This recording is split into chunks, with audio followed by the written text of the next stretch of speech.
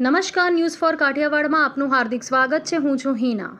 અમદાવાદમાં શ્રી જલારામ અભ્યુદય સદ્ભાવના ટ્રસ્ટ દ્વારા થેલેસીમિયાના દર્દીઓમાં કલાને પ્રોત્સાહન આપવા અને તેમને મનોરંજન પૂરું પાડવાના ઉમદા હેતુ સાથે એક ભવ્ય ચિત્ર સ્પર્ધાનું આયોજન કરવામાં આવ્યું હતું.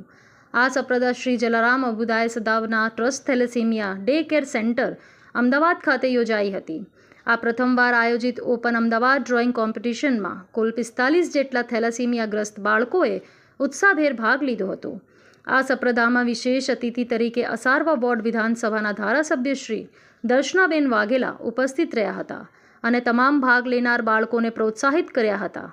આ પ્રસંગે જાણીતા લાઈફ મેન્ટર, ઉદ્યોગ સાહસિક, TEDx વક્તા અને સર્જનાત્મક દ્રષ્ટિકોણ ધરાવતા શ્રી નીરવ શાહ અને ડોક્યુમેન્ટરી ફિલ્મ નિર્માતા, કલાકાર અને ફોટોગ્રાફર શ્રીમતી ચોલા દોશી ખાસ મહેમાન અને જજ તરીકે ઉપસ્થિત રહ્યા હતા. આ કાર્યક્રમમાં સંસ્થાના મેનેજિંગ ટ્રસ્ટી શ્રી યોગેશભાઈ લાખાણી અને સોશિયલ વર્કર ભૈરવી લાખાણીએ પણ ઉપસ્થિત રહી બાળકોને પ્રોત્સાહિત કર્યા હતા.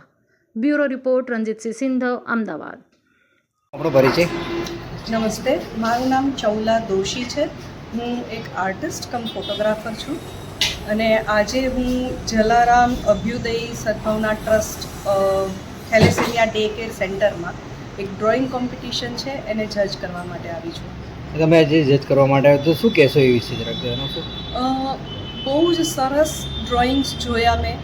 જે બાળકો બહુ જ નાના માસૂમ બાળકો છે, જે લોકો થેલેસેમિયાના રોગથી પીડાઈ રહ્યા છે અને જે લોકો અહીંયા પોતાની સારવાર માટે આવે છે, એમની જે કહેવાય કે નિર્દોષતા એમના તમામ ડ્રોઈંગમાં જોવા મળી.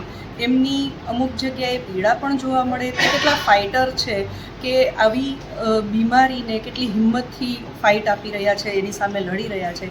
એ બધા એમના ઇમોશન પણ મને એમના ડ્રોઈંગમાં જોવા મળ્યા. એમના ભવિષ્યના સપનાઓ પણ જોવા મળ્યા. એટલે આપણને ઘણી વખત એમ થાય કે કોઈ નાની અમસ્તી મુસીબત આવે તો આપણે હારી જતા હોઈએ છીએ કે આપણે બહુ એગ્રેસિવ થઈ જતા હોઈએ છીએ, પણ આ બાળકો પાસેથી એ શીખવાનું છે કે આટલી મોટી બીમારી સામે એ લોકો કેટલા હસતા મોઢે લડી રહ્યા છે. આજે અહીંયા આવ્યો ત્યારે મારો મેઇન ઇન્ટેન્શન એ હતો કે જે કોમ્પિટિશન થવા જઈ રહી છે એનું જજિંગ કરીશું અને બાળકોને પ્રોત્સાહન મળે. પણ અહીંયા આવ્યા પછી જે ઇમ્પેક્ટ મારા પર પડ્યો છે અથવા જે ઇમ્પેક્ટ આ સંસ્થા સમાજ પર પાડી રહી છે ઇઝ વેરી ઇન્સ્પાયરિંગ. એટલે કે મારું લિમિટેડ પરસેપ્શન સાથે હું આવેલો, પણ આજે આખું મારું thinking and respect for this institute is second level. જો વાત કરું બાળકોની તો એ લોકો જે કામ કર્યા છે એક્સલન્ટ. એમની એજ કેટેગરી પ્રમાણે જે કામ કરાવડાયા છે એ પણ એક્સલન્ટ.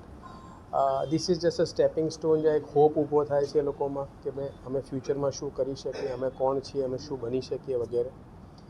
પણ what is more important is કે આ બાળકો જ્યારે એમને બીજા બાળકો જોડે કમ્પેર કરે છે અને જાણે છે કે ભાઈ અમે સાવ નોર્મલ કિડ્સ નથી, કોઈક રીતે જુદા છીએ, ત્યારે આ બધી પ્રકારની ખુશી મળવી, એમને એનો લાઈફનો ઓપ્શન્સ ઓપન થવા, એમને સપોર્ટ મળવો, આ બધી બહુ જ મોટી વસ્તુ હશે. પ્લસ આ ઇન્સ્ટિટ્યૂટ પોતે ઇઝ એડિંગ ફર્ધર વેલ્યુ. કારણ કે I just went around the whole institute અને જ્યારે મેં જોયું જે પ્રકારનું એ લોકોને ગરમ ખાવાનું, જે પ્રકારે પેરેન્ટ્સને રેસ્ટિંગ માટે રૂમ મળી રહ્યા છે, બાળકો માટે જે એક્ટિવિટીઝ એ લોકોએ ક્રિએટ કરી છે, એટલે કે આ એક ન ગમતો જે બ્લડ ના ટ્રાન્સફ્યુઝનનો જે એક દિવસ આવે છે અથવા ફ્રીક્વન્સી વધતી જાય છે, એ પણ સુંદર દિવસ રહે એમના જીવનમાં. એનો જે આખો પ્રયાસ છે is phenomenal. Hats off to the entire team who is doing all this. અને બહુ જ ઇન્સ્પાયરિંગ એક્સપિરિયન્સ છે. મારું એવું માનવું છે કે અને વિઝિટ ચોક્કસ કરવી જોઈએ અને આવા સારો કાર્યો જે એ લોકો કરે છે અથવા આખી દુનિયામાં ઘણા બધા લોકો કરે છે એનો ચોક્કસ ભાગ બનવું જોઈએ. Thank you very much.